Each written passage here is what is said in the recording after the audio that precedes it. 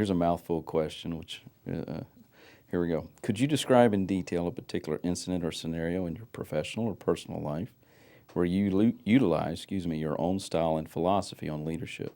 And it can be more than one incident. Okay. Basically an example of your style of leadership. Okay. Well, Kirt, oftentimes it's easy to lead in easy times when things are going When good. everybody's happy. And everyone's happy. Agreement. Exactly. Yeah. Exactly. I guess to really be able to be a change agent, the only constant in life is change. So being that's the truth. able, yes. Yeah. So being able to share the vision about that change, being sensitive to whom the change will impact and the stakeholders, Okay. having the trust of those whom will be impacted to know that, yes, she's sharing the vision. We have sat together and Sure. talked about what needs to happen for us to evolve, to improve, to go to the next level, to reach 44,000 girls within Sure. the 5-year period. To have that trust, to know that the tools that are necessary are at hand, or that we'll work towards achieving that. And just most recently, I worked towards the merger of 5 Girl Scout councils in the state of Connecticut. Really? The Girl Scout world is going through a huge adjustment. Is consolidation the wrong choice of words for Well, audience members and myself that wouldn't be familiar with that process? In a business sense, it's a merger. Okay. In the Girl Scout world, we're calling it realignment. Okay. We had 312 Girl Scout councils nationwide of varying sizes. So some councils serve 10,000 girls. Sure. Some serve 2,000 girls. There's a council that serves 50,000 girls. And Girl Scouts of the USA decided, let's look at how we do business. What's our purpose?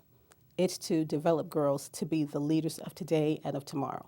Okay. Well, how can we best do that? Well, we do that through programming. We do that through volunteers.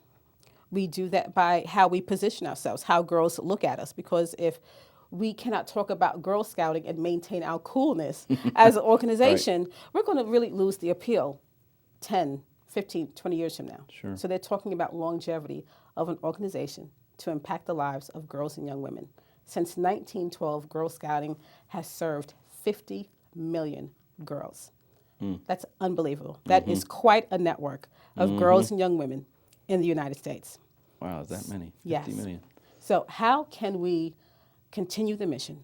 How can we stay cutting edge? Sure. And they realized that as a business, we needed to do things a little bit differently. Okay. How can we position ourselves in the marketplace to be a stronger, wiser organization? And demographically, they looked at all the Girl Scout councils and said, we can serve our girls with 109 administrative offices, not service areas, because within our jurisdiction, we serve 60 counties, but we have 5 locations throughout the 60 counties. So how can we do that? How can we make sure that this process is seamless for the girls? How can we ensure that it's seamless also for the volunteers? Okay. Volunteers make up 99% of the people power in Girl Scouting. Really? Yes. Wow, I never knew it was that high. I thought maybe 80 or 90%. It really, really is that high. As we look at serving girls differently, the ratios may change a little bit. We're serving more girls in schools. We are serving girls in community centers, and where girls are, that's where we want to be. Okay. So then the face of the Girl Scout volunteer, the Girl Scout mentor, it will begin to look a little bit differently, especially as girl interests expand. Sure. So most recently worked towards the merger of 5 Girl Scout councils. I was one of 5 CEOs in the state of Connecticut. The state of Connecticut has 8 counties. Okay. It will take me on a bad day 2.5 hours to get from one end of the state to the other on a bad day. Right. So that just gives you a scope of the size. Sure. And so just really working towards that, assuring staff of why this is good for the girls and for the volunteers and for the mission of the organization.